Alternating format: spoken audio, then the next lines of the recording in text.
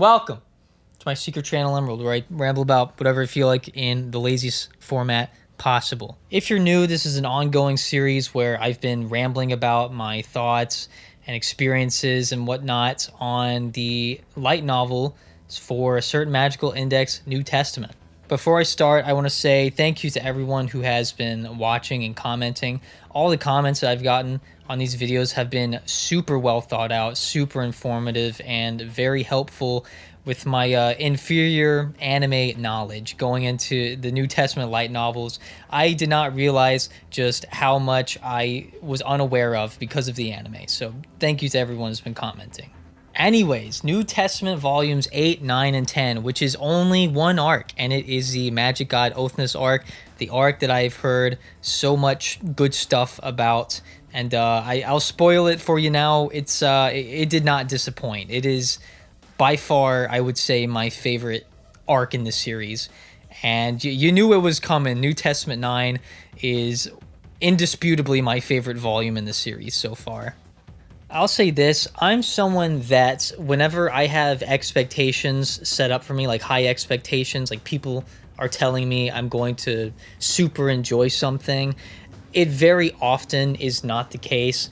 But in this scenario, I was actually pretty worried that I wasn't going to like this arc as much as everyone that I had seen was hyping it up to be, and I was very relieved to be proven entirely wrong. This arc is, I'm just going to say this arc is a masterpiece. It was so good to the point where I'm not going to lie, I'm a little nervous to talk about it because I feel like I'm going to skip over something or misinterpret something, or something just went over my head and that I'm going to look a little foolish. But I'm going to talk about it anyways. But before I do, I have two things to say. The rankings. So I came to the conclusion that ranking each individual volume is just not a very good idea. I mean, I like all of these volumes like fairly similarly, except for the outliers, you could say. Like, I have a hard time ranking volumes 7, 4, 8, and 10 because I like them to a very similar capacity. And so I've just decided that instead of ranking each individual volume, I'm instead going to just rank the arcs as I go. I think that's a lot more tasteful anyways.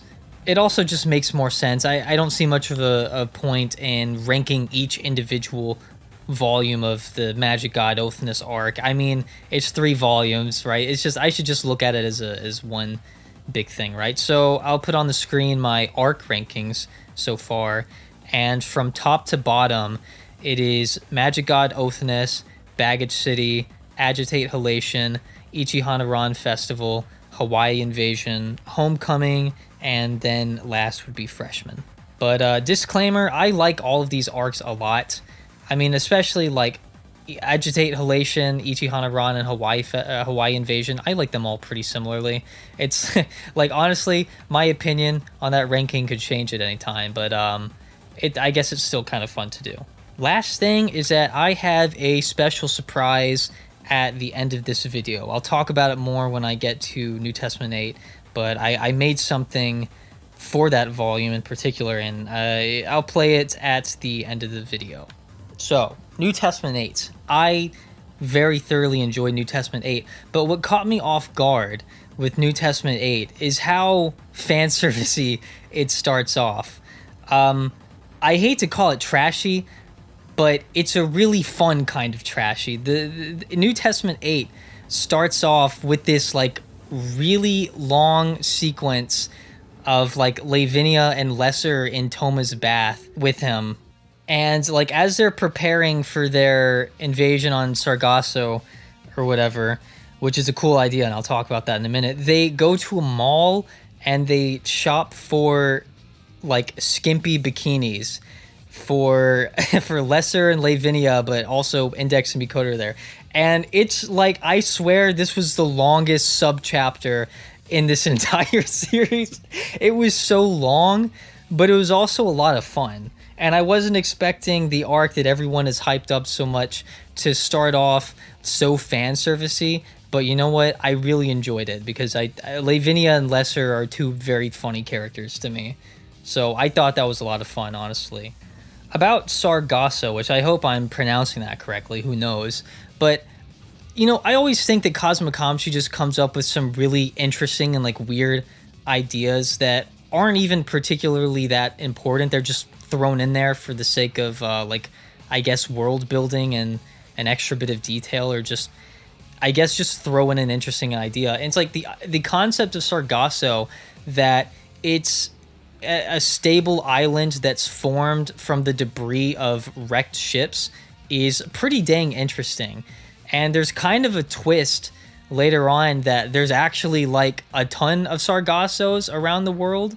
But just the concept that an island could be formed by something like that, the debris of wrecked ships, is, I find, to be pretty interesting. I just thought that was a cool little detail about Gremlin's headquarters. But besides that, this volume seemed to be mostly building up and setting up a lot of things. So one thing I really loved about it is just, and this is one thing that's so cool about Index, but all of the world leaders, not all of them, but a lot of the world leaders coming together as they plan for their attack on Gremlin was just such a cool thing. We had like the President of the United States, we had the Queen of England, we had the Russian Patriarch, the important people. And it's this one thing I love about Index is how the entire world is very meaningfully involved. I really think it adds so much to the world building of this series, and that's why it is fantastic in my opinion. But either way, so the beginning of New Testament 8, it starts off like very fan servicey and quote unquote trashy. And when I say trashy, I don't mean bad. I mean like trashy is in the sense that it's not trying to be sophisticated or complex or deep to any capacity. It pretty much is there just to be fun, which I'm completely fine with because I really enjoy that.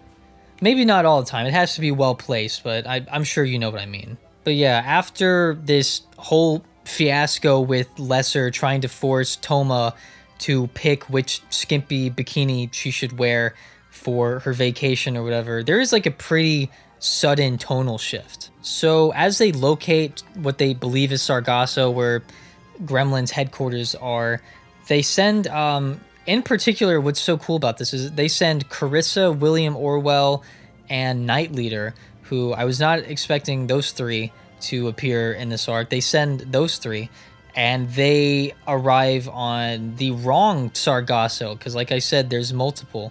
And it was a twist set up with Loki. And I thought that was really well done, actually, because Loki he only was mentioned, he was introduced in Baggage City, all the way back in New Testament 4.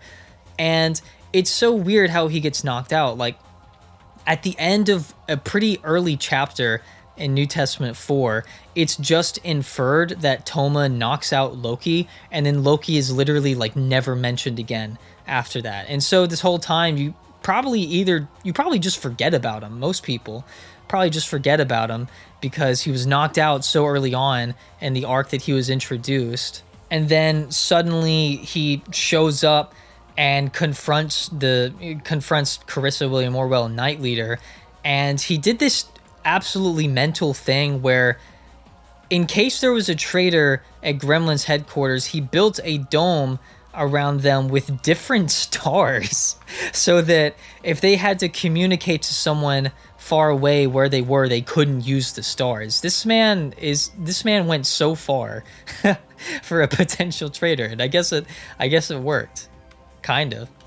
Another thing about New Testament 4 actually is that in this volume, Safli and Omi were confirmed to be alive pretty much. Well, Safli was absolutely confirmed, while Omi, Maria pretty much just said she's not the type to die or whatever like that. So I think that's Cosmocomchi pretty much confirming Omi's alive, which is great. I actually really hope that they appear again. I'd be kind of sad if they didn't. Anyways, as I said, there was this pretty like sudden tonal shift as they find out that Gremlin's headquarters is actually at like Tokyo Bay.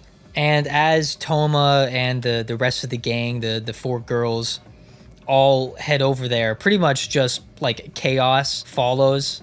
They get on this jet as they're heading towards Tokyo Bay, and just like the most Index thing ever, just like a dragon shows up and destroys the plane, And well, I say that, but I actually mean the most index thing ever is when I think that very same dragon quite literally fights like an Academy City fighter jet, and I was just thinking to myself, yes, this is the most index thing ever. This high tech piece of equipment fighting a dragon thing. But yeah, pretty much Toma, Index, Mikoto, Lesser, Lavinia, and Maria, I believe, all get separated after that. And they all head to Sargasso themselves, or with whoever they just happen to be partnered with. You know, I don't want to just like recap the story because that's really boring.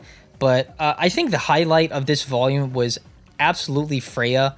Freya, I have a lot to say about as a character and what she kind of like represented. Before I get into that exactly, I guess I'll talk more about like her power and stuff. So Freya is like the fertility goddess, and that's used in pretty much in the sense that she can summon things, and it's like she's, you know, giving birth because she's the fertility goddess. And I wrote in my notes she summoned Surtur. And in my notes, I wrote, Surtur, yeah, I play Persona. I noticed that a lot with this arc, is that there were a lot of like references to gods and, you know, creatures and stuff, mythological creatures that are in Persona. And so I felt like a genius because I've played a video game series that, makes the same references. I must be so smart or so knowledgeable. No, that's not it. I liked seeing the mythological references in different series. That's one thing I really enjoy about this series as well. One funny little thing about Freya's power is that she is able to boost the strength of one thing that she summons by making it eat other things that she summons. So yeah, not gonna lie, when I was reading that, I felt like I was essentially watching what is like a Yu-Gi-Oh duel. Isn't that a thing in Yu-Gi-Oh? It's been forever since I've seen anything from Yu-Gi-Oh, but isn't that a thing, like you sacrifice weaker monsters to summon a stronger monster? Something like that. I could make a joke about her summoning the...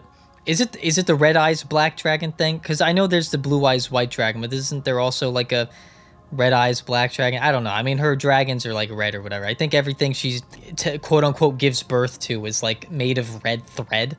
So anyways, Toma pretty much, like the largest part of this volume is just Toma fighting Freya on a train, like a moving train. And we kind of learn a lot about why people are even in Gremlin in the first place. Because if we look at Freya, Freya is very specifically trying to have a wish of hers fulfilled from Othinus once she becomes a magic god. So, I mean, we learn later in New Testament 10 that quite literally everyone in Gremlin seemed to have some sort of wish that they wanted to be granted from Othinus once she became a 100% magic god. And Freya's wish that she wants granted very much so relates to her scenario. And I kid you not, man, this is one of the strangest things I've ever read. I feel like I'm saying that every video at this point. But I'm going to explain it the best I can. So Freya is not actually the woman that Toma is fighting. Freya is the baby that is in the woman's stomach. The actual baby in the woman's womb is the magician that's in Gremlin. And he/she, I can't remember if the baby was like a boy or not. But we didn't get the full details, but this mother became pregnant with this child, and for some reason, there were a lot of people that hated the child before the child was even born, and that hated her, and she was assaulted while she was pregnant. And we find out that as she was being assaulted, she was prioritizing the safety of her stomach rather than her face or anything else, because she very much so, above all else, wanted to safely give birth to her child rather than necessarily protect herself. And that sense of selflessness and care and unconditional love touched the baby, who was completely aware of everything for some reason, which I don't remember if it was fully explained or not. But the baby was fully aware of this, and was so angry and frustrated that something terrible could be happening to this woman, that this mother that unconditionally loves them that much. The mother seemed to be in a very complicated situation as she was pregnant with Freya. And I believe her health was like entirely at risk if she like gave birth to this child, to the point where it would like, I think it would likely kill her. And despite that, she kept repeating this, I assume, magic ritual without even really knowing it, for the sake of a safe delivery of her child. No matter what happened to her, she always prioritized the delivery of her child above all else.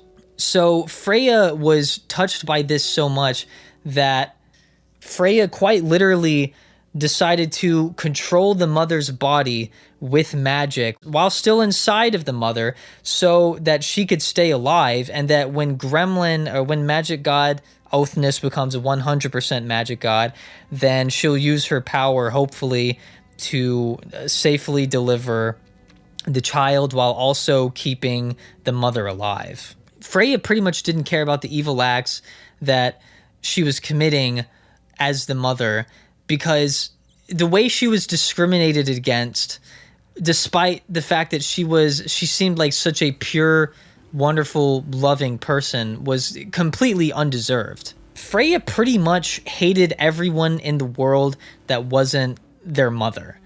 And it was just such a bizarre but really, really interesting message throughout all of this. And I really, really appreciated it. I know I'm not explaining it super well, but I'm trying my best, okay?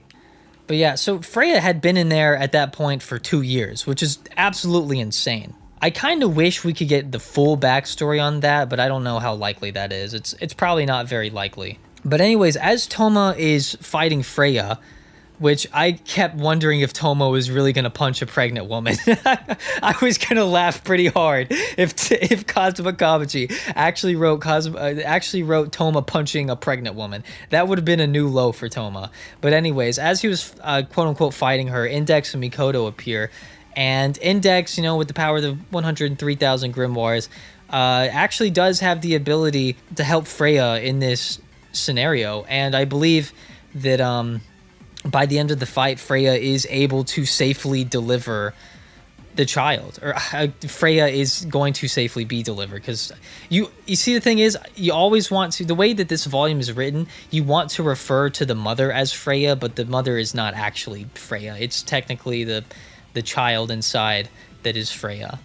And when this fight was resolved, there was the most, Kazuma Kamachi wrote such a beautiful metaphor. So this entire fight was pretty much taking place on top of a moving train inside of a dark tunnel. And thanks to Index, with the mother now being able to safely deliver the child, supposedly, it says, the battered train left the dark, dark tunnel and it entered the bright, white sunlight. And I think this was very clearly a metaphor for the child now being able to leave the dark, dark womb of the mother and now coming into the sunlight, representing the world. And I thought it was such a beautiful metaphor, and I really liked it. I really dug this fight. It was a very strange fight, but you know what? Index is weird. Kazuma Kamachi is weird.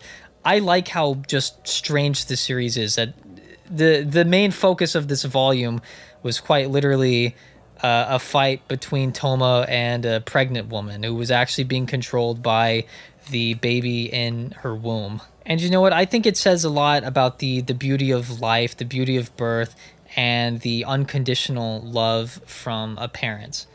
And it's just something I really, really appreciated from Kazuma Kamachi. I was not expecting this, but I really liked it by the end of it all. Aside from Freya, there was also a nice bit of a conclusion to Kumakawa Maria's character. So she pretty much had a crush, or at least a strong sense of admiration, for Hihara Kagun, who was, the star of New Testament 4, one of my favorite volumes, and I really liked him, and I really liked Maria. And, he was basically, it was inferred that she was one of the students involved in Student Keeper, and he was one of the teachers, and that he was the reason that she probably started going back to school or something. We don't have, again, we don't have the full details. I wish we did, but we don't. But either way, Maria had a deep sense of admiration for him at the very least, and I think it was kind of inferred that she was in love with him, which, I mean, some people might think that's weird because he is like a teacher and she's a student, but he's, to me, appears to be a pretty young teacher. So you know what? I'll give her a pass. You know, he is a handsome man. What can I say? But anyways, so Kihara Kagun was quote unquote resurrected by Othinus. I'm not going to pronounce the word. Okay, Einhard. I'm not saying it. I'm not saying the word because I don't know how to pronounce it. Okay, but basically he was resurrected, but his soul was essentially not there. He was not exactly. He was not necessarily Kihara Kagun. It was his body, and I guess technically his knowledge, and he was producing thoughts and he was functioning as a human being, but that was very much so not Kihara Kagun's will that was controlling entirely, because Kihara Kagun actually was able to influence his corpse a little bit because he was so absurdly thoughtful and cautious about his plan against Kihara Biori and this fight that he had been preparing for a while, a hot minute. And he essentially like implemented some sort of chip or something that influenced the actions of his corpse in a very like fundamental way. It's not that he now is actually Kihara Kagun. It's that he will not commit actions that the original Kihara Kagun would not. And you know what? Considering his personality, I thought it made sense, and I thought it was pretty neat. But I really liked the conclusion specifically with Maria. When Kihara Kagun saved Toma and his group, Maria had noticed, she had completely acknowledged that was not the same Kihara Kagun that she knew, but she decided that she would stay with him regardless. I guess what I liked about it is that Maria didn't try to deny the state of Kihara Kagun. It says here actually that she no longer distorted her view of him or deified him. She could now speak properly about this man who had been lost, and she said, "I'll stay with you." She knows that he's not truly alive anymore. She knows that he passed away in Baggage City, and this whole entire thing seems to be about accepting the death of someone she cared deeply about. And then we get a very nice piece of artwork of Maria holding Freya in her arms alongside Kihara Kagun as they head on to the hospital where she is probably going to give birth.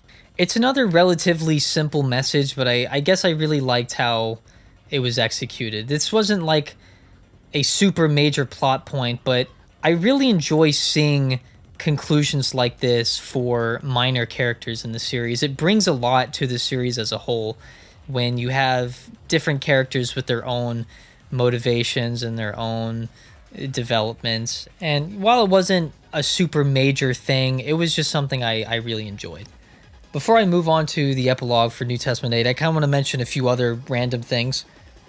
I'll say the only thing that kind of disappointed me about the arc as a whole is that these three really interesting fights were set up, and unfortunately they were not carried out, which made me kind of sad. So there were three fights that were set up. It was Oriana versus Fenrir, Carissa, William Orwell, and Knight Leader versus Loki, Style versus Jormungandr, and Sylvia and Brunhild versus Hel. And I was excited to see those fights, and unfortunately we did not get to see them by the end of the arc. Now, what ended up happening instead was definitely not bad. It was actually pretty crazy too, but I kind of really wanted to see those fights. In particular, I actually thought Hel had a very, very cool power. I think Hel's a girl, I can't remember. But Hel can basically use information from a death and apply that effect to an object or something to kill you. And she said that she can drown you with a train. And it's like, that is such a cool power. Oh, I really wanted to see that carried out.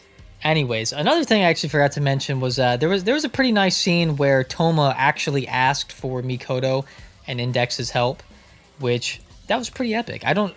Was that the first time he's ever actually asked them for help? I can't remember at the top of my head, but they made a big deal out of it, so I assume it was. Well, actually, there was a time when Toma like called Mikoto and asked her how to like pick a lock or something, and she helped with that. But I think this was probably the first time he asked both of them for their help in a fight. But yeah, let's go ahead and get on to the epilogue of New Testament 8, which is the hypest thing I've ever read. Do you know what I said in my notes? I said, I don't need sex, I need New Testament 8 epilogues. But yeah, before I start explaining it, actually, I have a question. So, you guys know, who listened this far, you guys probably know that I did not read the Old Testament light novels. I just watched the anime. I've read a few of Old Testament volumes. I read 14 through 18. But I haven't read World War III. And so I'm confused about something. At the end of World War III in the anime, I swear on my life, Aleister Crowley killed Fiamma. But Fiamma's, like, not dead and stuff. You know, I know, like, Fiamma was shown alive, several volumes ago in New Testament. But he didn't say anything. And so I was kind of confused. But this time he actually like said stuff, and he actually attacked Othinus. Can anyone do I just need to read World War III? Well, I know I need to read World War III, but can someone clarify to me why Fiamma is not dead? I don't know. Maybe I'm dumb. Maybe he just hurt him. I don't know. Maybe he just didn't finish him off entirely. Whatever. Anyways, let's talk about the New Testament 8 epilogue, because it was completely radical. Olorus and Othinus had such a know-you confrontation. It was so cool seeing how overpowered both of them are, to the point where when they're in front of each other, it's legit just like dimension-shattering explosions or whatever. Just millions upon millions of explosions happening instantaneously. I guess I really like that portrayal of power from both of them, but I really liked Othinus's plan during all of this. I thought it was pretty high IQ. But before I talk about it, I should probably mention the surprise that I had. So if you guys don't know, which I guess a lot of people probably don't know, but I make music. Yeah. And I made a song for this particular scenario. I made a song that I had in mind playing at the very end of the epilogue, when Othinus is pulling the lance of Gungnir out of her eye socket and she ends the world. So, and I got a lot of feedback I sent it to a lot of my friends and family and stuff. Well, I mean, not a lot of my family, just my dad. But I sent it to some friends and stuff. I got some good feedback on it, and they all seemed to really like it. And they all described the scenario that I wrote it for without me telling them what it was. Or they were all like very close. So I guess I was pretty close to the mark. So what I'll do is I'll play it in the background right now, and I'll play it, but it'll be pretty quiet because I'm talking right now. But at the end of this video, I'll let the song play out by itself without my voice or anything. And yeah, it was just something that after I read New Testament 8, I woke up in the middle of the night. It's like, dude, what if I made a song for this? So anyways, I think it turned out pretty well. I'm fairly proud of it, and I don't know, it's just something I wanted to make because I love this series so dang much. And I wanted to, I guess, contribute something like that artistically. So yeah, I guess let me know what you think. I'll probably upload it as its own video as well a day or two after this. But yeah, hope you enjoyed that if you do.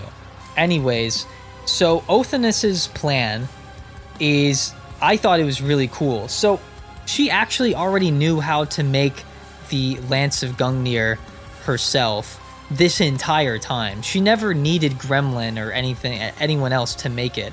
But she knew that if she started making it by herself, that she would be interfered with a lot, because a lot of people, they would naturally find out that she's trying to make this crazy weapon that's going to turn her into a 100% magic god. And so to divert the attention away from her, making the lance, she decides to set up the gigantic, crazy organization that is Gremlin to make this lance, while in secret she's actually already making the lance.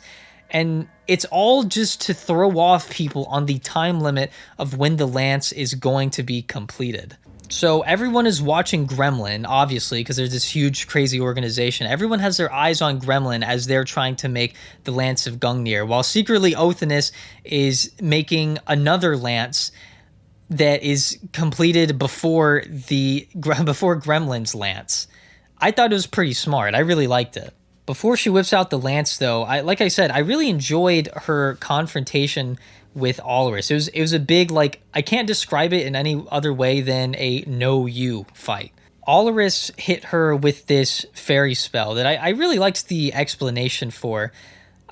Basically, in Christianity kind of devalued the power of all of like the mythological gods, because Christianity is all about worshiping the one true God, and all the other gods are complete phonies. And because Christianity, was such a booming religion, such a huge religion that way more people are open to and follow, it devalued and weakened the power and the influence of all the mythological gods that were worshipped at that point. And that fact was turned into a magic system that would essentially turn Othinus into a fairy. It was really cool. My explanation of it isn't great, but it was a pretty interesting idea. Anyways, the real cool part about all of this is just how the volume ends. I said in my notes that Othinus terrifies me and I love it.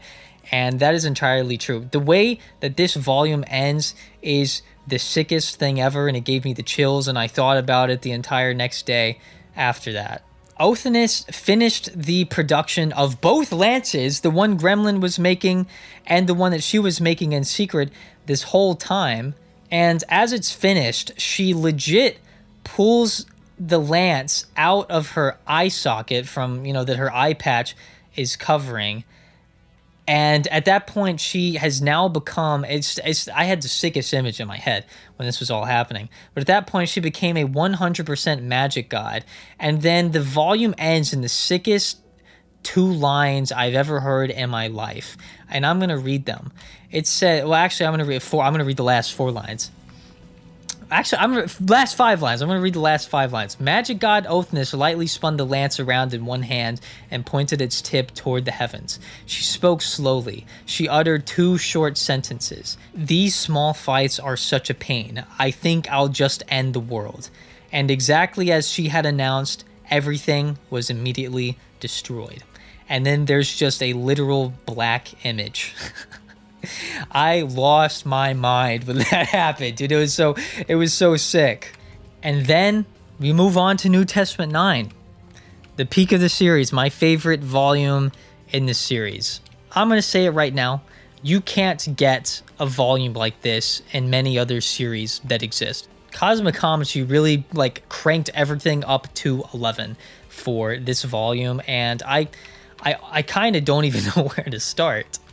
I'll go ahead and say this. I think Othinus might be my favorite antagonist in anime. And I'm using the word anime loosely because I know this is a light novel, but I'm positive that this is going to get animated one day. Othinus is very much so up there for favorite antagonist in fiction. But let's work our way there. Why don't we? First of all, I guess I'll actually point out the cover art for this. Cover art? Volume art? I don't know. It's really cool because it's quite literally just Othinus and Toma in a world of complete nothingness, which is how this volume starts off. The very first image, besides the cover art stuff, is Toma laying down in this world of complete nothingness, because quite literally the world was destroyed. It's not there. It's not there. She recreated the world. It's now a world of nothing. That alone is just sick. And of course, the normal reaction from Toma is complete denial. Toma refuses to believe that the world was actually destroyed, and he goes walking in one direction, hoping to find something in a world of literally nothing for what could have been 1 hour or what could have been 3 days, as I think Cosmic Kamachi wrote. And being the holder of a Magic Breaker, Toma is pretty much the only obstacle for Othinus at this point, even though Othinus doesn't even really view him as much of an obstacle, or at least she doesn't admit that she does.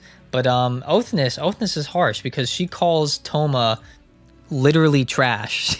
She straight up says, "You are literally trash," to Toma.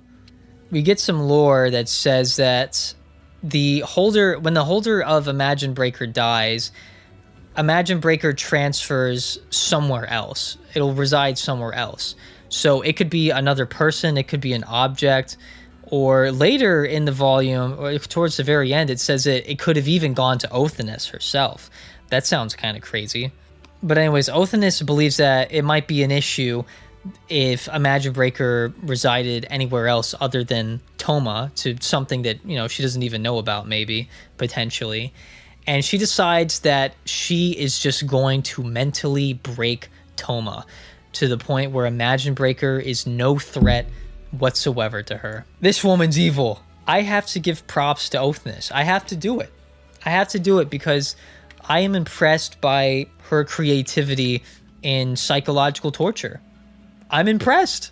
Before it all goes down, there's actually a between the lines part that brings up this idea that, it paints this scenario of someone making these small scratches in a wall with their fingernail.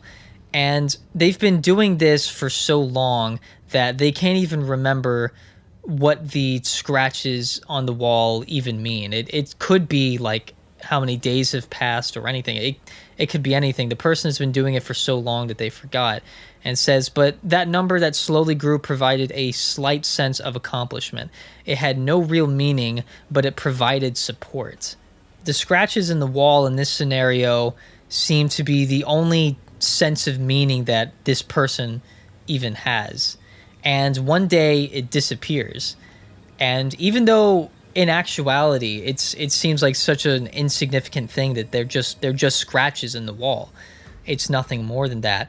But once they disappeared, it was the only thing that they wished for. They desperately wanted that back because it was the only thing that they had found meaning in. I mean, I think that scenario could apply to a lot of things. People find like sentimental value and they find meaning in objects that inherently have no meaning, but we provide a meaning to them. And I thought it was an interesting little scenario. I feel as if it is supposed to like represent Toma's mental state in a way, but it did not specifically say that it was Toma. Anyways, moving on to the first bit of torture for Toma is that Othinus recreates the world. It's not an illusion. She quite literally recreated the world. And in this world, she changed everyone's perspective of Toma. And now everyone wants to kill him. He's the source of so many people's suffering and pain and death in this world, and everybody hates him. And I liked how Othinus described this a lot because she didn't change the actions that Toma committed. She changed people's perspective of his actions. And I'm going to tell you why I really like this. This actually relates to an idea that I had a long, long time ago. And the idea is that if you hate someone, you will hyper pessimistically interpret everything that they do, no matter if what they did had good intentions or if what they did was even positive or beneficial in any way. If you truly hate someone, you will view every action and opinion that they hold to be wrong in some way. You can see this everywhere. You can probably see this even in yourself. If there's someone in the world that you legitimately hate, you're going to skew everything that they do negatively. I've done this. There have been people that I very much so hated and did this same exact thing. I negatively interpreted everything that they did or said, wrongfully so, I should add. And it doesn't have to be someone you know personally. I mean, look at politics. Everyone has someone of the opposing side that they hate and, negatively interpret every single stance that they hold. But anyways, Othinus changes everyone's perspective of Toma to be hyper negative. I'm going to read how they interpret what Toma does, actually. So she says, everyone interprets Toma this way. You bare your fangs toward anyone you don't like, jump in and steal every girl you so much as set your eyes on, and relentlessly swing your fist toward anyone who resists. And as Toma is now roaming around in this world created quite literally to kill him, absolutely absurd stuff happens. He meets with Fukiyose, Aogami Pierce, and freaking Komoe. Komoe is the funniest one of the three to me. And all three of them just despise him, even as he's trying to save Fukiyose, who was severely hurt. While he was holding her, she stabbed him with a shard of glass. He gets into a fight with Aogami Pierce, and then Komoe just literally stabs him to death. Little old Komoe sensei, the cute little lolly homeroom teacher, the sweetest woman in the world, stabs Toma. What? The funniest one to me that had me bursting out laughing from absurdity was the fact that Toma's parents were charged with the crime of giving birth to him, and they had to apologize on television. Imagine if your parents were legit charged with the crime of giving birth to you.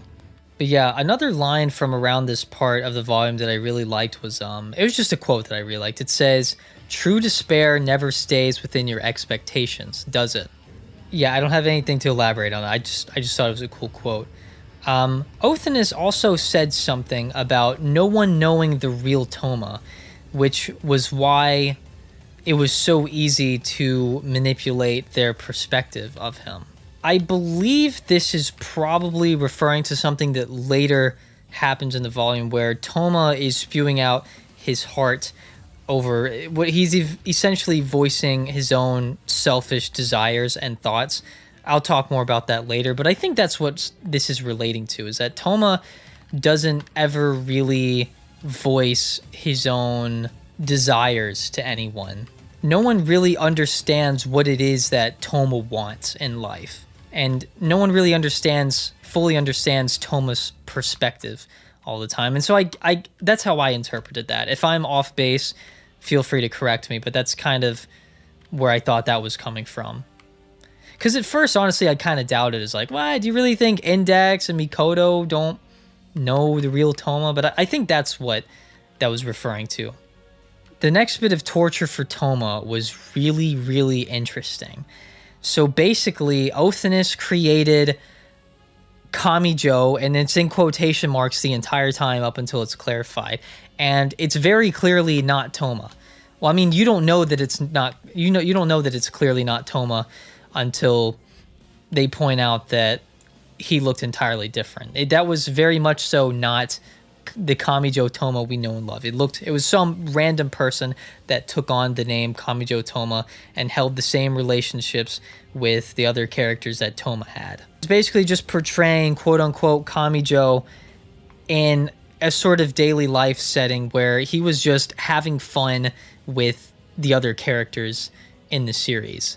Having fun with his friends at school and other people that he knew and whatnot.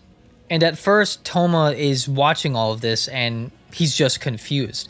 But then we find out that Othinus has won an award for #1 gaslighter of the century. Othinus gaslights Toma so hard to the point where he has an identity crisis. That's what she's attempting to do at the very least. And she simply asks Toma, "Who are you?" As he's watching quote-unquote Kamijo living his daily life with his friends and whatnot, Toma's watching all of this, and Othinus just questions, "Who are you?"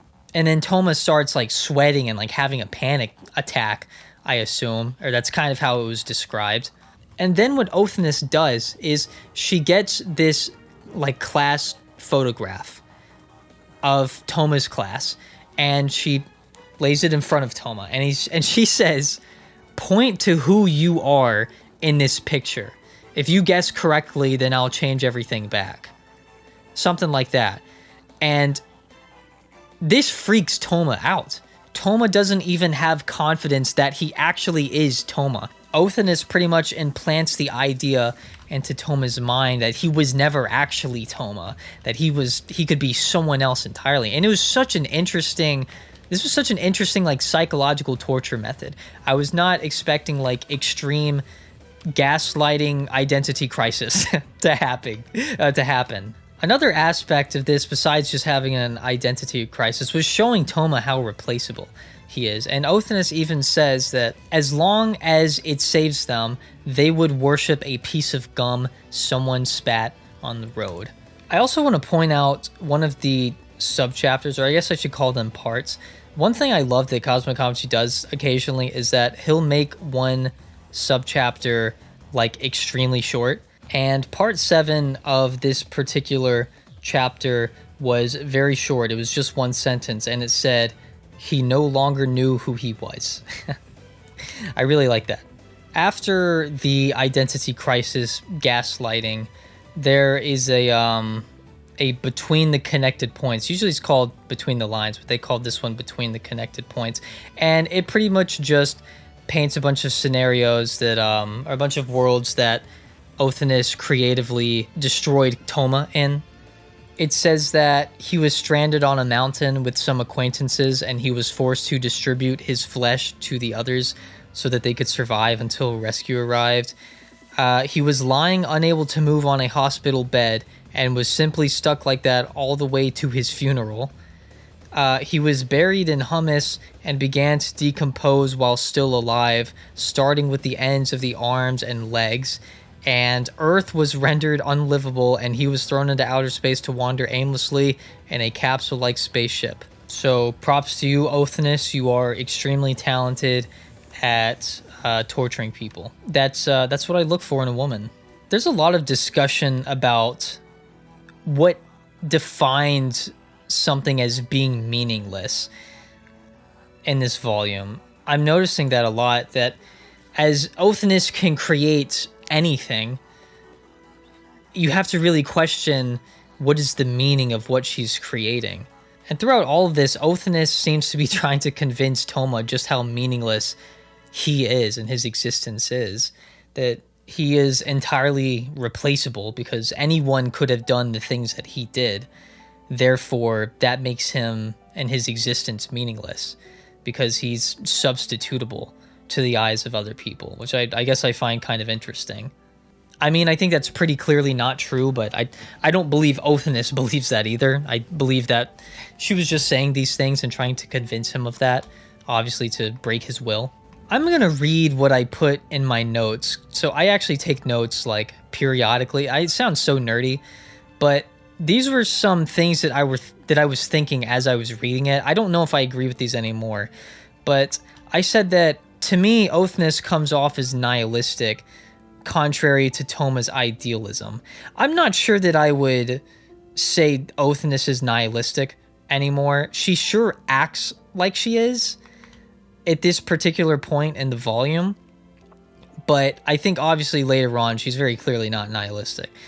I said that this volume talks a lot about complacency and being skeptical of interfering with others' conflicts. And I think that stems a lot from how negatively everyone was interpreting Toma's actions. I think I was also trying to make the connection of that aspect with Othinus being nihilistic. So, which I don't actually think she is, but at this time, that's kind of what I was thinking. I was thinking that the way Othinus was talking, she was making it seem like no matter what actions that you take in your life, if someone else performed those same actions that you did, then that means that you are entirely replaceable and that your actions are meaningless as a result. It almost seemed like she was pushing the idea that because your actions are meaningless and people don't just inherently feel a certain way about you or inherently view you as important in their lives, that the fact that you have to do something that anybody else could also do creates this sense of like replaceability, which thus makes you, it's kind of like trying to substitute the word replaceable for meaningless, which is not true, but this is kind of how it's distorted in this volume. And I think that's why I said this volume talks a lot about complacency, because it seems like she was kind of pushing the idea that you shouldn't interfere with other people's issues in that sense. Maybe I'm not explaining myself super well. Another thing I said was that this volume talks a lot about how weak and insignificant any single human is. And I said it makes you feel as if you cannot impact the world in any meaningful way. And that definitely is definitely true when you compare Toma's power to Othinus's, who can quite literally recreate the world. And this feels especially true, actually, when you consider what happens next, which I actually said that before what even happened in the story, but what happens next is it's the real clincher. Othinus recreates the world to be essentially perfect, or what Toma perceives as being perfect. Everybody that Toma has ever known is there, and they're happy, they're smiling, they're playing around, and they're enjoying their casual lives in a world of peace. And this is where the volume really takes a different turn, and one that I was not expecting. This drove Toma, seeing this perfect world that Toma could never achieve with his right hand, but Othinus could with just the swing of a lance. This left him completely stumped. Toma is a character whose purpose in life seems to be to create a world where people can smile and live freely. So to see this world where everyone is doing exactly that, and Toma has no role in this world. So these people don't even know who Toma is in this world that Othinus created.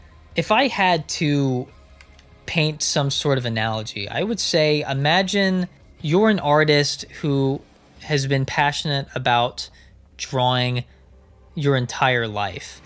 It's the only thing you particularly care about in this world, and one day you meet someone who picks up a pencil for the first time and draws something that you could never recreate no matter how hard you tried. That's how I imagine Toma felt.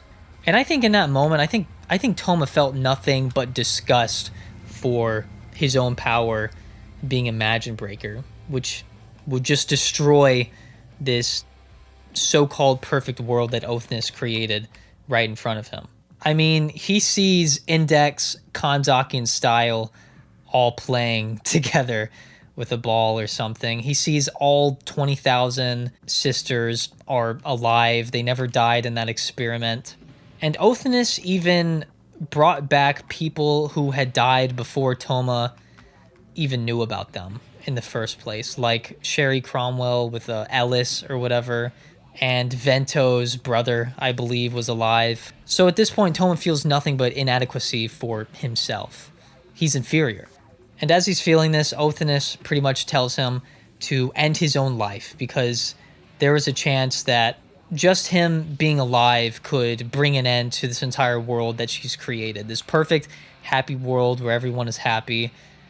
It can't exist forever if Toma is alive. And in what is legitimately one of the saddest moments in the entire series, Toma just starts to march in search of a place where he can certainly kill himself.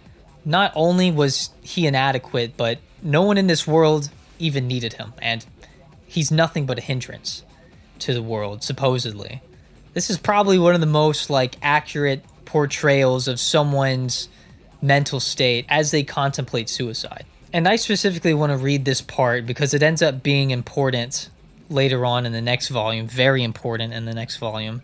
And I'm going to read this part. If the world had peace, it was likely that everyone would say it was right. If it could be purchased with a single life, anyone would leap at the chance. Historians would praise that great deed of mankind. A new number would be carved into the list of great dates, and even a holiday would be made. all of humanity would smile as they committed that murder.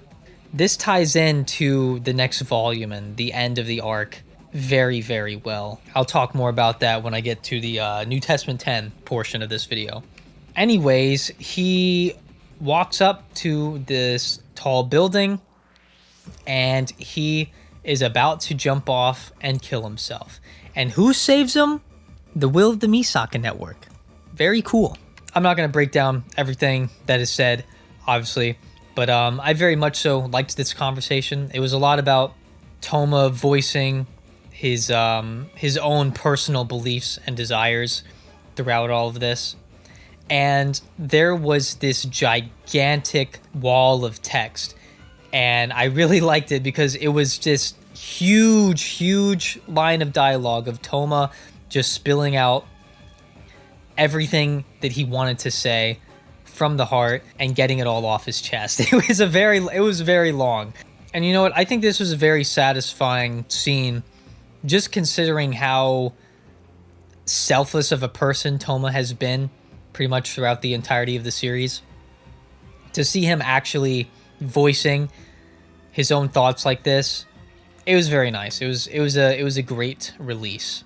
After that, Toma decides to fight for his own hopes and desires, as it says in the volume, and we get the final confrontation between Toma and Othinus, and my goodness, it's a doozy. It's really interesting. We don't even know how many times Othinus actually, quote-unquote, killed Toma. It could have been millions. And throughout the fight, Toma was pretty much learning Othinus's attack patterns, and he was choosing how he dies each time without her knowing. Kazuma made the comparison to fighting like an impossible boss in a video game, where you just try over and over and over again until you perfectly understand the boss's attack pattern. During the fight, we actually find out Othinus's true motive. So Othinus has been a magic god for a very, very long time, and they set up this very interesting portrayal of what the universe actually is. And the portrayal of it is that the world sits in between two mirrors on opposite sides. So if you look in one mirror, you'll see the reflection of the world, but you'll also see the reflection of the world in the other mirror. And the same goes for the mirror on the opposite side, and it's completely endless. So it says that when Othinus became a magic god and she created the world with her own power, it said that she had turned back without meaning to. She had completely forgotten what world that she originally lived in, and she desperately tried to create a world based on the scenery that she remembered, but she could never perfectly recreate the original world that she was in. So she needed a Imagine Breaker to essentially return to her original world. And Toma's actually the one exposing this while they're fighting. And one thing I find interesting about the fight is that, well, he's getting completely dominated. He's dying over and over and over, like an innumerable amount of times. And I find interesting this one line that says, the weak one saw meaning in his reckless challenge, while the strong one was sick of going along with it. Because that absolutely makes sense. Othinus being a magic god who is essentially just forced to kill him over and over and over again until he gives up, that just becomes irritating. That would just be agitating. But he actually has something to overcome, and he actually has to make an effort to learn or attack patterns and whatnot.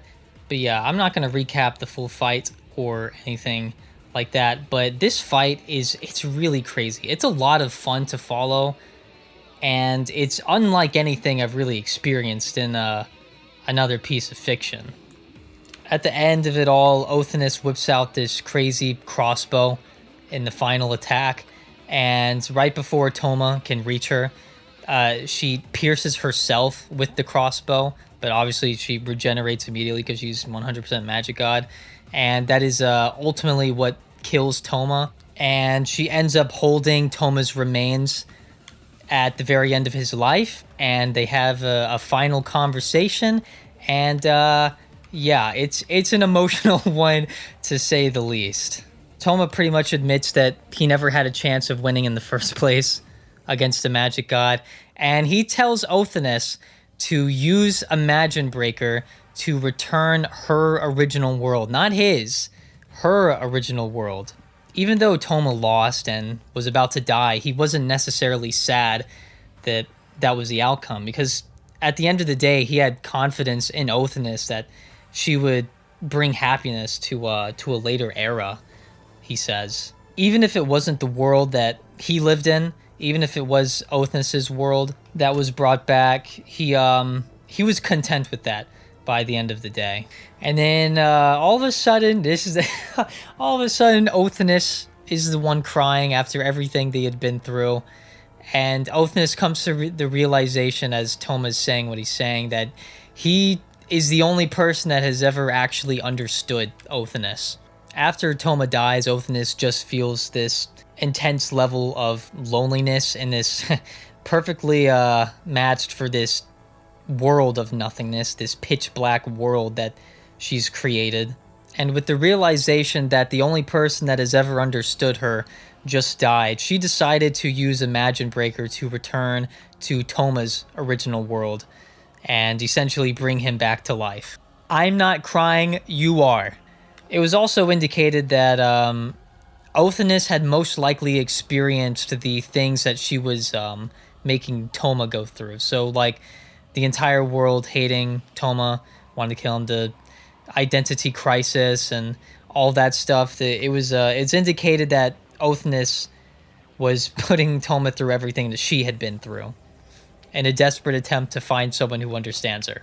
And thus, she returns everyone to their world, and she pretty much gives up on life. She says she's decided that she would allow the world to kill her for what she had done. But Toma says no! And that is the beginning of how Toma and Othinus quite literally face the entire world. And now I'm going to move on to New Testament 10. This is a long video. Before I move on to New Testament 10, which is going to be relatively quick, I'm not going to talk about New Testament 10, is long. But I'm just going to say some things about, I guess, my general thoughts on New Testament 9 as a whole. I said that it is potentially the most surreal piece of fiction that I've consumed. Everything from the setting and the scenario was unreal. It was very unreal. It's something that you can't really get out of most stories. I also think that, I said this earlier, but I really do think that Othinus might actually be my favorite antagonist in fiction. She's definitely my favorite antagonist in the series, even though she's not the antagonist in the next volume. I really loved the irony of the loneliness and emptiness that Othinus was feeling at the end of the volume after Toma died, the one person who understood her. All of that despite the fact that she was a god with essentially infinite power who could create anything. It shows that no matter what she created, it would never fulfill her to the extent that someone understanding her like Toma could. I think this volume says a lot about the importance of understanding another person. It speaks a lot about what it is that we find meaning in. It says a lot about how fragile humans are. I'm not gonna lie, I feel like I'm struggling, even though this video is so long, I feel like I'm struggling to talk about this volume because there's so much that you can say about it. There's so much that you can gather about it from the themes and the messages that I'm not confident that I can accurately portray all of it. And I would almost consider making another video in the future when I better understand this volume. I'm not saying I don't understand it at all. I think I have a decent grasp of it, but I feel like there's so much more that I could say about it that my mind is not able to particularly process at the moment. So I apologize if my quote-unquote analysis is a little emptier than it should be. Anyways, let's move on to New Testament 10, and you know what? I'm going to try to make this relatively quick. I'm not going to recap everything that happens, because you know what I felt about this volume with New Testament 10? I felt as if all of the important theming and messages were in 9, and New Testament 10 was pretty much from the perspective of a Toma who is strong in his convictions. He's overcome his doubts, and that man's cruising. Overall, it was a very fun volume, and it pretty much was just a boss rush, but it was fun. You know what? That's just the simplest thing I have to say about it, is that New Testament 10 was fun. I really liked the fight with Accelerator. I liked how Accelerator lost on purpose, and it was a sign of maturity, as it was noted in the volume, that he did so that Academy City would not send in all of the other level 5s. And so I think that says a lot about Accelerator and how he's developed up to this point. I also just love how grandiose and huge this volume is. It's quite literally 6 billion versus 2. It is quite literally Toma and Othinus, who's essentially lost her magic god power, against the entire world. I also really, really loved a lot of the dialogue between Toma and Othinus. A lot of it was really funny and lighthearted, and I quite like the love-struck Othinus. I quite like Othinus. I don't like to get into the shipping stuff because I think shipping is usually kind of like cancerous on the internet, but I'm not gonna lie, those two would make a mighty fine couple if you ask me. One sort of I don't know if you call it parallel. Sometimes I misunderstand the definition of parallel. But something I thought was interesting was that I said here, I love how in New Testament 9, Toma is the despised enemy of the world Othinus created, and in New Testament 10, he is now literally the original, like his original world's enemy. I thought that was pretty interesting. Another random thing that I wrote down is this. This is kind of out there, but I wrote down a prediction, an absurd prediction, a purposely absurd prediction. But there was a line in this volume that said, Index, she has 103,000 grimoires. She was a living treasure trove of wisdom that could supposedly reach the level of magic god if she used them all correctly. That's my prediction. My prediction is that at the end of the series, Index will become a magic god. That's right. You heard it here first. I mean, I'm sure other people have made that prediction. I'm not going to put any confidence behind it. I just thought it was funny. Going back to Accelerator, there was a really nice contrast between both of them that I really liked.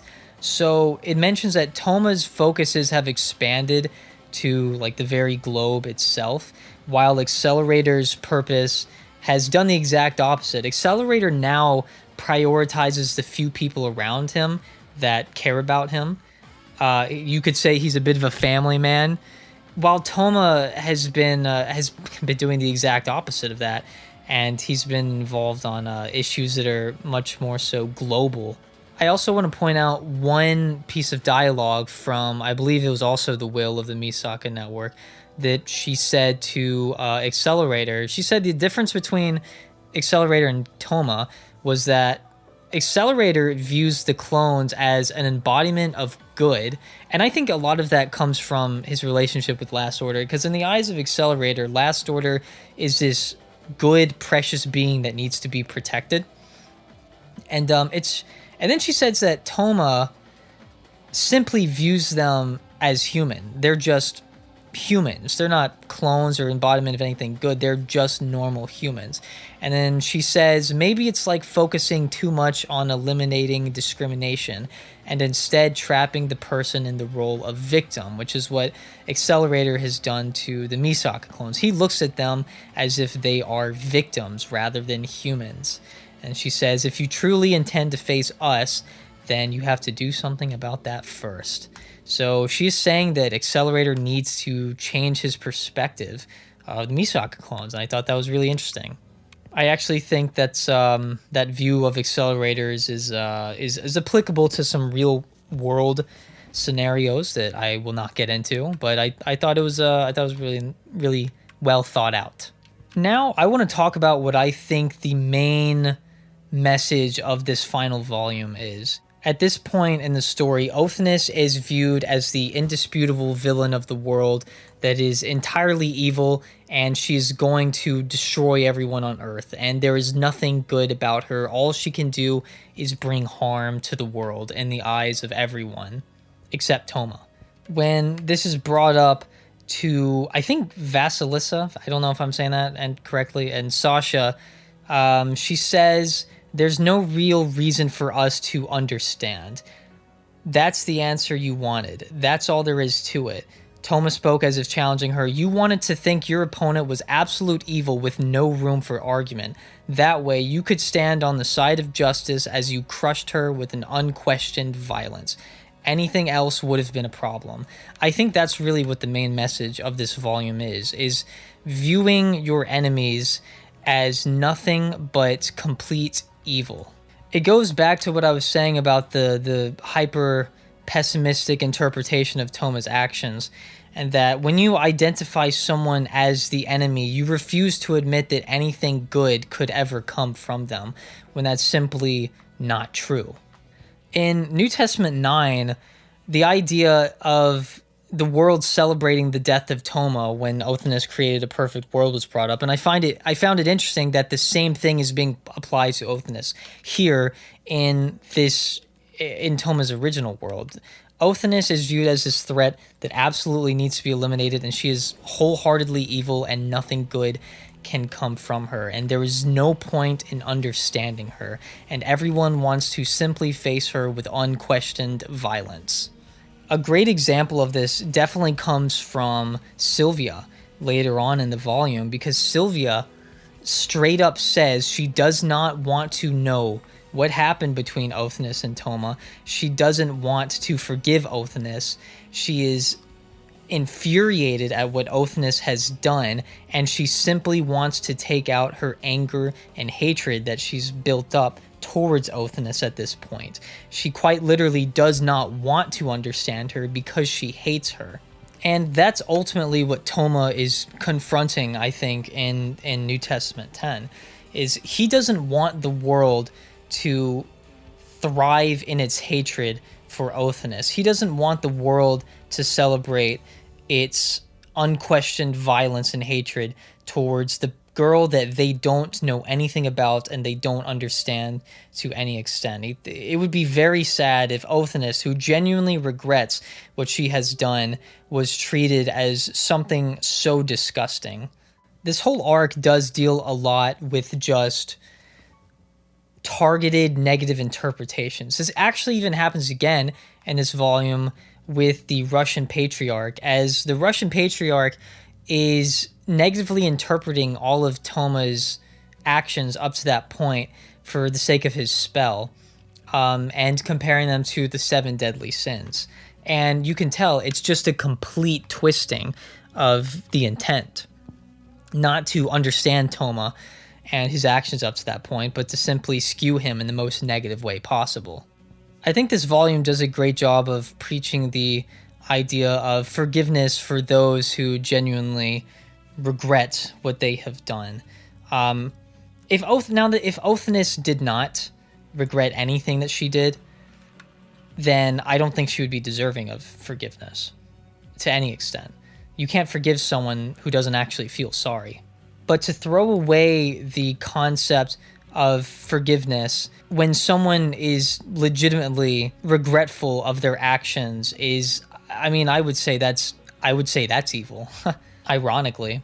So yeah, I thought the theming and the messaging of not only this volume in particular, it was great in this volume, obviously, but in this arc as a whole was just like superbly done. Maybe a lot of the messages were fairly simple in nature, but they were executed perfectly and exemplified extremely well. And I really appreciate that about this arc as a whole. And I think it's largely what makes this arc such a fantastic one. I especially loved how at the very end of this volume, the world leaders are kind of giving their speeches. And I think Roberto Kotz in particular had a lot of great things to say. And he says that no doubt Othinus is a villain, but she's not truly irredeemable. And all the world leaders pretty much bring up the idea that killing Othinus now, when she so clearly regrets everything she has done, would... They all question if that would be truly just. They all question if that is the right thing for them to do, if that is in alignment with their beliefs. And I'm going to read this one. I've been reading a lot of lines for the volumes, but, you know, I really like this one line. But it says, will we watch over the goodness budding within the evil that is Othinus, or will we crush that bud of goodness along with the evil? If you place a hand on your heart and listen to the voice of truth, you will know which answer will not leave a bad taste in your mouth. Powerful stuff, my man. Anyways, well, that's what I gathered from the main message and themes of, you know, this volume in particular. But I guess now I'll just talk about some of the random things that I very much so like. So I mentioned earlier that I was disappointed that a lot of those fights were not carried out.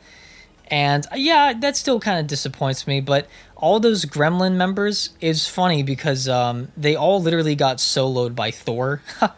That was pretty crazy. We got a reveal of Thor's true power. And this man has the most, like, one of the most overpowered abilities ever. It's not really an ability, but you know what I mean. It's legit. He moves the entire world to exactly where it needs to for him to win the fight. So he can legit just stand still, punch the air really hard, and like the person he's trying to punch, he'll punch them in the best possible position automatically because he's the almighty. That's like a part of his power as the almighty god Thor. Like, okay, legit soloed all of Gremlin. That was crazy. I really liked the fight between Toma and Mikoto. Mikoto straight up won. It was the first time she ever beat Toma. I really liked the conversation that they had because Mikoto, similarly but not to the same exact extent as the Will of the Misaka Network, was she was questioning the quote-unquote perfect world that Toma saw, or that Othinus created. She feels no sense of relation to the Mikoto that Toma saw in that perfect world. And even if the world there was perfect, it never changed that she herself, quote-unquote, killed 10,000 clones. And she says that a world where a single set of values was forced on them all and they were only allowed to smile. Anyone who doesn't smile is in a world like that is treated like they don't belong. Very nice. And then she gave Toma a big ol' hug and she zapped them. And then Toma died, and that was the end of a certain magical index. It's been a good run. I really enjoyed making these videos. Yeah, joking. Anyways, moving on. The Marianne fight. It was pretty hype. I couldn't exactly picture what was happening, but it sounded really, really cool.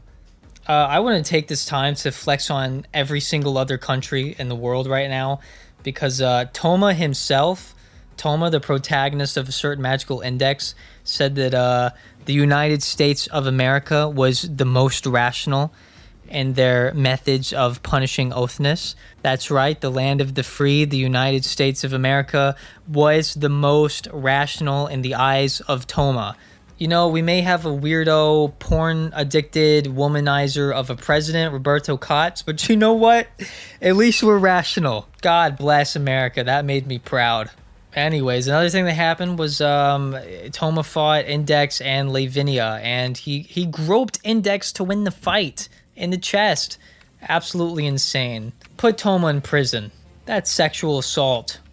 Anyways, so the climax of this volume pretty much ends with Othinus has decided that she does not believe she's worth saving. If she is saved, then Toma will surely be punished by the world, and she most definitely does not want that. So Othinus says she's gonna kill herself.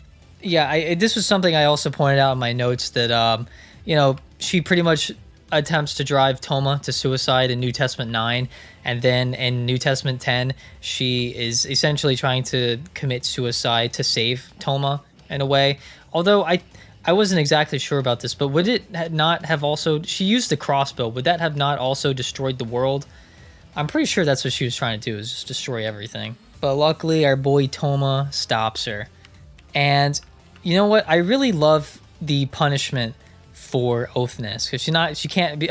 So she turned into a fairy, like a small little fairy, which I already knew about before this arc. Before I read the arc, I already knew that Othinus ended up as a little fairy or whatever. But I like her punishment, and Cosmic Kamachi even pointed it out in the afterword, the irony of it. He didn't specifically say what was ironic about it, but I'm pretty sure I know what he was referring to. The irony of Othinus's punishment is that she's being forced to watch the happiness of the human world from her new form or whatever.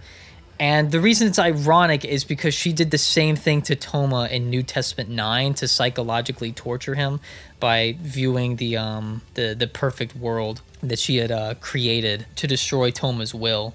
Overall, I seriously loved how this arc ended. I really loved that final segment of Othinus deciding that she's not worth being saved, that she doesn't deserve it, and starts her attack with the crossbow. And as Toma's making his way over to her, all the world leaders are giving their speeches, and I think they're even broadcasting what is happening, I think. And it was a great moment.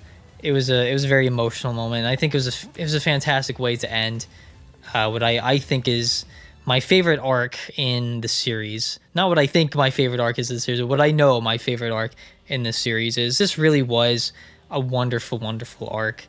And you know what? I'm glad I started reading the light novels. I'm not really much of a light novel guy. I've literally never read a light novel series before Index. I read like a little bit of Danganronpa Zero, but I didn't even finish it. But I'm not gonna lie, like as I've been reading, I've had my doubts about reading the light novels, because I feel like with a lot of action scenes, and not just action scenes, a lot of other stuff, I feel like it's harder to enjoy when you're reading the words rather than actually seeing it happen. I think that's more so the case with action scenes. An interesting observation, or an interesting thought that I had was that when I was reading New Testament 9, I never had that feeling that the experience would have been better if it was animated.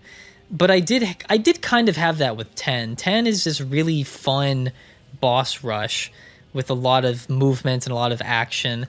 And when you're reading words, it's a lot harder to comprehend exactly what's happening. It feels like there's a lot less energy in what's happening when you're, at least this is how I feel. I don't get that same sense of energy as I do when watching an anime. But I never had that with New Testament 9. New Testament 9, conceptually, it makes more sense to read it as a book, if what I'm saying makes any sense. It's very descriptive and it's very imaginative.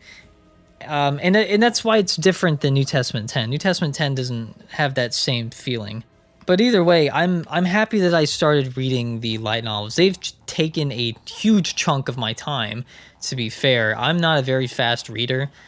I actually read New Testament 9 faster than any other volume. Like, I read it in 2 days, which for some people may not be that much. For me, that's pretty fast. That's pretty fast. I really can't read a lot in a session without my brain getting like fatigued. It makes me sound kind of stupid, I'm aware. But New Testament 9, I read that volume so much faster than every other volume. And I really was blown away. Reading the light novels has been a very different experience for me, but it's one that I'm glad I started doing. I just swallowed water wrong and I'm dying, like went down my windpipe or whatever.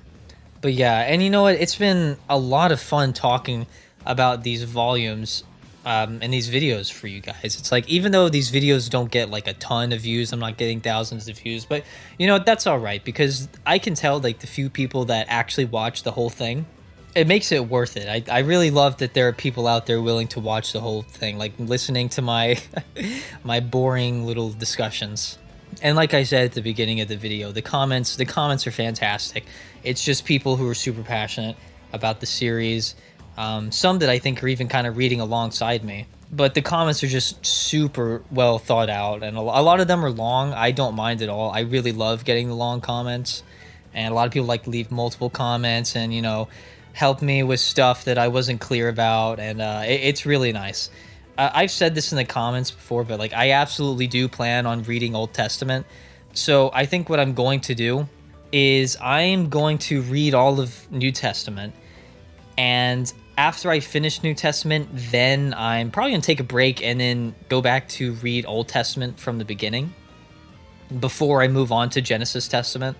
I know it's not ideal, and I know that probably triggers some people, but I'm this far into New Testament. I'm not going to go back right now and read Old Testament. But yeah, I really do appreciate everyone that has been watching these videos and commenting. It does genuinely mean a lot. Now that I have finished the series that I've kept hearing is the peak, I know a lot of people love a lot of the later on volumes. Obviously, I have no doubt that I'm going to enjoy the series as much as I have up to this point, obviously. But I am going to take a little bit of a break. You know, I love the series a lot, and I am someone who doesn't like to catch up on things per se. I'm not a fan of like watching weekly seasonal anime. It's not something I can enjoy very much anymore. I like to just watch things at my own pace and read things at my own pace. I have no problems with not rushing to finish this series or catch up to it as quickly as I can. I kind of want it to last a good while. One thing, I've always loved having a lot of content to look forward to. And I mean, I know these volumes come out fairly often, 2 to 3 times a year, right? But once I catch up to it, I'm going to feel a little bit of sadness that this series that I've been standing since for like 3 years now. It's going to be a little sad once I do catch up to it and don't have that absurd amount of content to look forward to that I used to. So I don't mind like taking breaks and kind of slowing down the pace.